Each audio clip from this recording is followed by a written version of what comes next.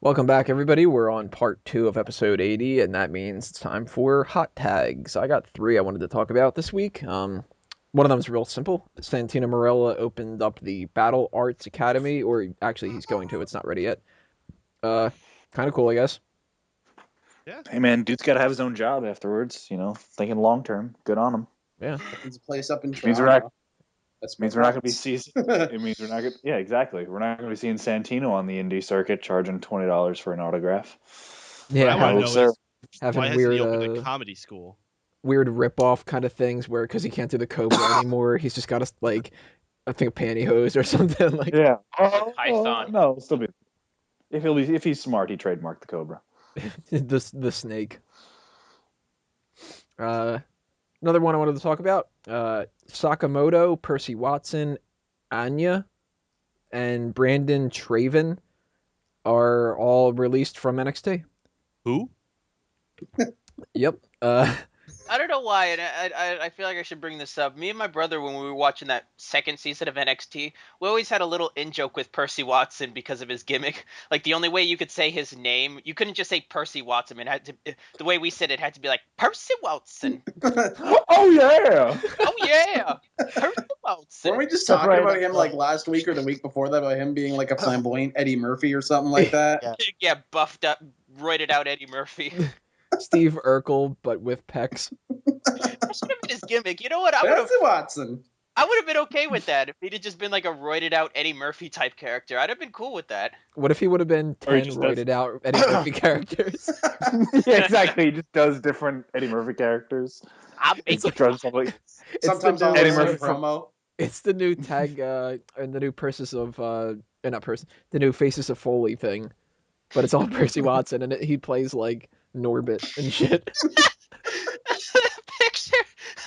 Akeem. Like I said, I can see Akeem.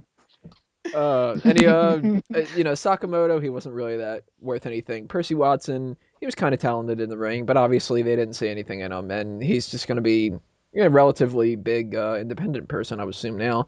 Let him go to TNA, do the gut check, and Dixie will then push him to the world title. Yeah, but he's the future of TNA. They're NXT cuts. I would say there'd be more notoriety for main roster cuts, but it's probably gonna be somebody like a Kurt Hawkins anyway. JT. So I guess they're deciding to cut developmental talent before the people who are actually on the main roster yet really aren't. Yeah, I don't know really anything about Anya, or I have no clue who Brandon Traven is. The name sounds familiar. Is it bad that I only knew Sakamoto through being beat up through Tensai when he was around, and Percy Watson because of that run on NXT season 2? They were the Other than that, highlights I of don't their know. careers. I do like Percy Watson's theme song though. So, if anything, he leaves a legacy of having that on my MP3 player. I just remember the glasses. That's his legacy. The only other one we wanted to talk about, really, the Austin Aries situation. He put his crotch in Christy Hemme's face. He didn't put it in her face. Yes, he did. I'm looking at the He picture plainly right now. did. Yeah. He's not. He It's was not like close his to her balls- face, but with the way everybody was talking about it, I thought he like pelvic thrusted or something like that, where it's like That's exactly clearly it. Everyone's like making it out like the he dude climbed actually up put and his his sack dick was on right her there, face. but he didn't pelvic thrust like everybody's making it out to be. He didn't dry He hump her did- fucking face. He didn't go hard, so that's another thing. Yeah. That says a lot, actually. Supposedly, he got fined. They aren't disclosing how much he got fined. For all we know, he might not have even fucking gotten fined. I don't know. The thing is, it's a publicity stunt. I'm sorry. The fact is, they put a statement through TMZ saying that he was fined. They, Spike executives, Dixie Carter, all sitting there putting out statements saying that he'll be dealt with appropriately and that this is sexual harassment and blah, blah, blah, blah, blah. The fact is, there's been no conclusive evidence as if any punishment whatsoever has been handed out. They've kept him off TV for like one day, but it's done nothing. I believe this was a stupid marketing ploy on TNA's behalf to get themselves more ratings and stuff like Any that. publicity is good publicity. Exactly. I don't, even if it was done by accident or if it was in bad taste, I believe that TNA are using this as a way to get publicity. And as far as I'm concerned, I was even listening to WrestleZone's Chair Swap Reality fake PWS podcast. Excuse me. And Mark Madden and all of them were sitting there ripping into Aries. They have no idea about the situation. They don't understand what went on in between him and Hem. If he did something like I'm saying, if it is like a shoot and it did happen, he deserves like to be fined. He deserved really to be taken off the pay-per-view card because you can't do that to someone. But in terms of the way that this all sounds, it sounds like WrestleZone's in on it. They're trying to basically work everybody and the fans. They probably did something with TNA to make this like happen. And as far as everyone that's involved, it's in very bad taste. You shouldn't be doing it. And the fact that you're trying to work people to get TNA some extra ratings when they should be concentrating on their product makes me fucking sick. Well, if it Yeah, is anybody about else? kayfabe, certainly isn't dead now, is it? But No, but there's kayfabe and there's just like trying. there's that. Oh, If that's yeah. if it's even slightly like a work shoot or whatever. But if it is real, which is what everybody's pointing out, yeah, he was being a douchebag. I mean, you get in trouble for being a doucher. I mean, that's pretty much sexual harassment, but it isn't as bad as everyone's making it out to be. It's a mountain made out of a molehill. The problem so that to I have speak. with it, the problem with I have is with it, and I've said this before on the Facebook page, is I think they should do something just to show that just because you're a big star doesn't mean you can get away with stuff like this. You know, this something like this is getting really out of hand, and it's going to be a situation where they are going to have to do something, because if they don't, it's going to prove that if you're a big star in TNA, and at least in their minds, that you can get away with stuff like this. And they already have a bad history enough as is in the way they treat the knockouts. I mean, I don't know if anybody has heard the stuff that Daphne had to go through when she left TNA and all the lawsuits that happened there, but they really don't need something like this on their head anymore. That's the thing, And though, Miguel. It wasn't the wrestlers. This is the company in general. And the problem is, Dixie's such a mark that she wants to basically take anything and say, oh, that's good. Oh, that has no relevance to what's going on, but we'll have that as well. And when things get dangerous, when they end up fucking up, they just don't want to admit it. You know, they'll do everything to cover their bases. They went to court with Daphne for how many years? Nearly 3 years in court, just so that Daphne could get her medical bills paid for because they screwed her back up. yeah, Seriously. My Call thoughts about yourselves the a whole company. Austin Aries thing. I didn't watch this segment, so I don't really know for sure. Obviously, right now I'm looking at a picture that we have in the Skype chat of him, with his crotch interface.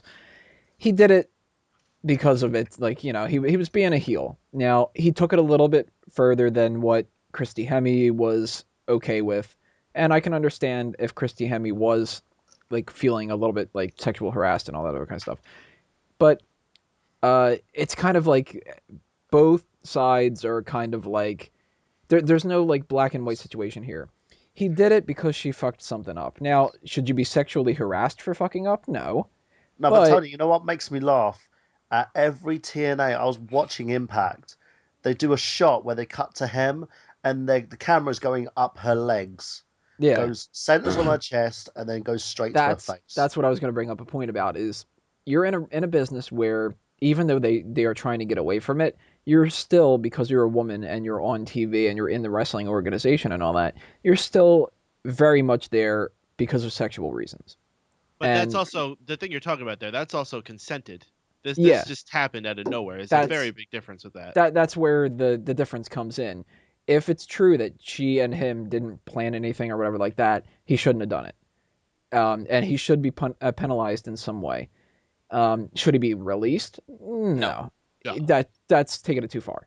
Should he be fined? Well, I personally think that fining people sometimes it doesn't get the point across. Some people make quite enough money. Look at the WWE with the marijuana stuff. You fine them $1,000 and people are like, oh, okay, well, fucking, I'll just do that instead. Like, maybe not everybody needs to go through sexual harassment training or different things like that, but that might have even just been one weird situation where they would have said to Austin Aries, "Yo, you realize that could have been like really fucking bad," and he would have been like, "Oh shit." Now he obviously didn't the way that he tweeted. Yeah, So that's what he angered me the most was that tweet. Like, I really do think he should have at least covered his backside. Not just played along through it, because that's what really got a lot of the negative heat. I mean, if he'd But have this just is the said, yeah, thing. Don't you think the company was playing along with this a bit too much? It's like if this was in the WWE, it would have been dealt with, a statement would have been issued, and then a public apology via his Twitter and probably via like a site like TMZ or a news site would true, but actually have had the rest of the statement issued. Why is it they've been so lax with this? Them and Spike TV. It doesn't make sense. It's because like they. it's Burhan, it's TNA. They rarely, if ever, act professional.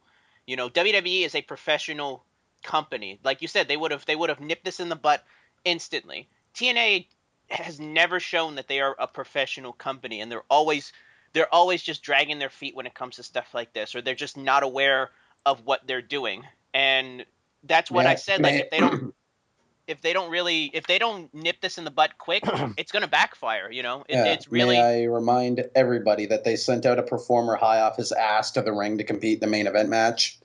all right, I had a little interruption there for a bathroom break, so I'm gonna pick this back up. I actually had forgotten there's a couple other people that got released that I didn't mention: Audrey Marie, Derrick Bateman, and Briley Pierce, Dolph Ziggler's brother. Oh yeah. Who, and I'm saddened.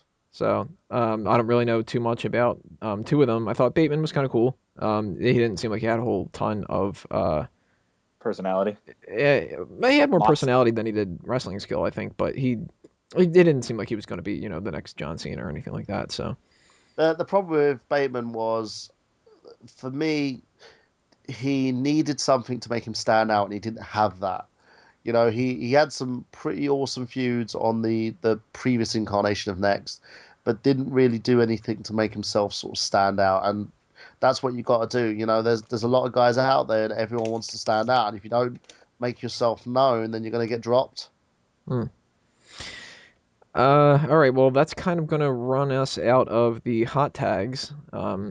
Let us know what you guys think about all these kind of topics, and we'll start moving on to the pay-per-view talk with part 3 is going to be the pre-show, Miz and Cody Rhodes.